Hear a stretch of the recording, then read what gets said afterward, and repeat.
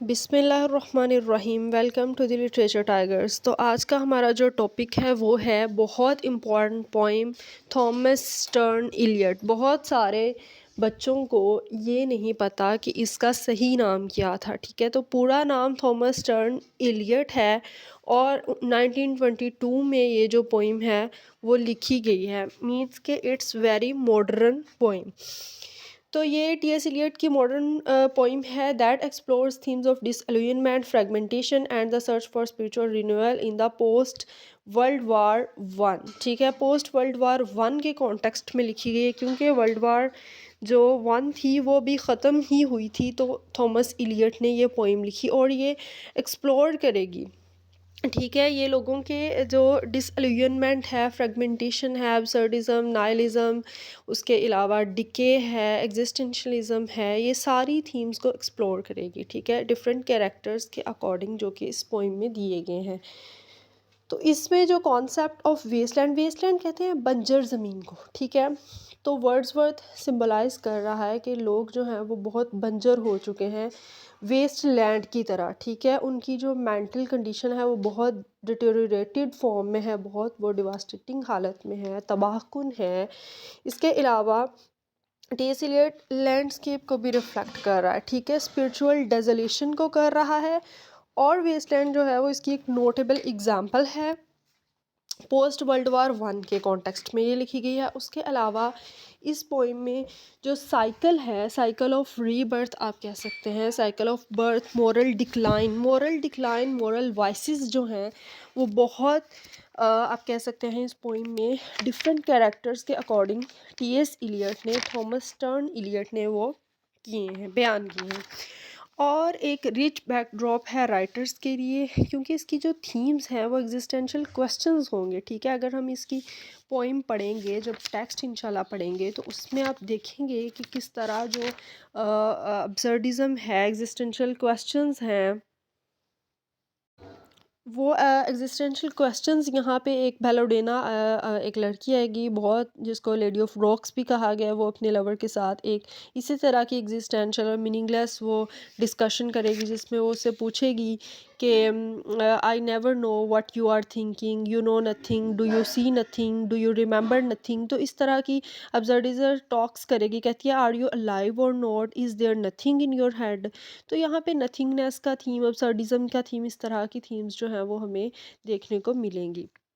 ठीक है, उसके अलावा टी.एस. इलियट ने जो माइथोलॉजीज़ हैं, रेफरेंसेस टू वेरियस माइथोलॉजीज़ को इसने रेफ़र किया है। इसमें इसके अलावा जो आप कह सकते हैं कि रोमांटिक माइथोलॉजिकल पिक्चर्स को और जितने भी इसने रेफरेंसेस लिए हैं पास्ट से, ठीक है, पास्ट ट्रेडिशन से।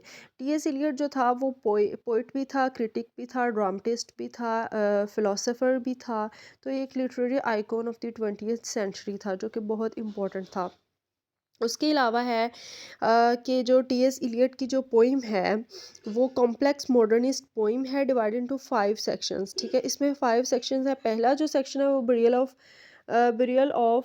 कहते हैं जनाजे को। ठीक है, बिरियल ऑफ द डेड मतलब फ्यूनरल ऑफ द डेड। तो इसमें फेमस लाइन जो है वो April is the cruellest month, यहाँ से ये लाइन स्टार्ट होती है कि जो अप्रैल है वो बहुत जालिम महीना है। ठीक है, अब जैसे हम चौसर को अगर आप याद कर लें कैंटरबरी टेल्स में, तो उसने अप्रैल को बहुत ही एक शानदार महीना करार दिया, लेकिन यहाँ पे इसने अप्रैल को क्रूलेस्ट मंथ करार दिया। क्यों करार दिया? क्योंकि 20th सेंचुरी है। क्यों करार दिया? क्योंकि होलोनेस है, डिके है, एमलेसनेस है, डिस्ट्रक्शन है, नथिंगनेस है, वर्ल्ड वॉर्स हैं। ठीक है, तो एक इम्पॉर्टेंट और पॉइंट कि ये वाली जो पोइम थी वो इसने डेडिकेट की थी एज़रा पाउंड को। ठीक है, एज़रा पाउंड को टी.एस. इलियट ने ये पोइम डेडिकेट की थी। ठीक है, उसके बाद जो सेकंड पार्ट है वो गेम ऑफ चेस है। गेम ऑफ चेस जो है वो draws on the myth of Philomela. Philomela जो है वो एक माइथोलॉजिकल कैरेक्टर है और कहा जाता है कि she was the sister of the queen, वो क्वीन की सिस्टर थी। और जो किंग था, मतलब जो इसकी सिस्टर का जो हस्बैंड था, उसने इसका रेप कर दिया था और इसकी ज़ुबान काट दी थी ताकि ये अपनी स्टोरी किसी को ना बयान कर सके। कहा जाता है कि फिर इसने एक शॉल लिखी थी और उसमें अपनी स्टोरी जो है वो अपनी सिस्टर को बयान की थी और बाद में ये एक नाइट इंगेल के कैरेक्टर में कन्वर्ट हो गई थी। तो ये अपनी सॉन्ग्स जो है वो सिंग करती रहती है। हम पोइम में आगे भी फर्दर देखेंगे कि कैसे जो इसके सॉन्ग्स हैं वो हमें लीड करते हैं टुवर्ड्स सोरो, टुवर्ड्स आप कह सकते हैं ग्लूमी इन्वायरमेंट क्रिएट होता है, ठीक है। और मॉडर्न मैन उसके सॉन्ग्स को समझ ही नहीं पाता। उसके बाद तीसरा जो है वो फायर सरमन है। फायर सरमन जो है वो एक अलूजन है, मतलब अलूड्स टू बुद्धाज फायर सरमन। बुद्धा जो है वो एक लिटरेरी आप कह सकते हैं रिलीजियस बंदा था, और उसने एक फायर सरमन दिया था। फायर कहा जाता है कि जो आपकी वर्ल्डली डिज़ायर्स होती हैं, ठीक है। जैसे रॉबर्ट फ्रॉस्ट की एक पोइम भी है ना, फायर एंड आइस, तो इस तरह का फायर उस कॉन्टेक्स्ट में है। और ये delve into the themes of desire lust and spiritual emptiness of the modern world. तो मॉडर्न वर्ल्ड की जो स्पिरिचुअल डिके है, स्पिरिचुअल एम्प्टीनेस है, उसको बयान किया गया है। उसके बाद डेथ बाय वाटर है, मतलब death by water fourth part जो है, इसमें एक करेक्टर आएगा फिनिशियन सेलर, और वो वहाँ पे आके मर जाएगा, ड्राउन हो जाएगा, डूब जाएगा पानी में।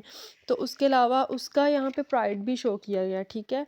तो वो उसमें हम देखेंगे कि डेथ बाय वाटर में क्या है कि अनसर्टेनिटी ऑफ लाइफ को इसने प्रेजेंट किया गया है।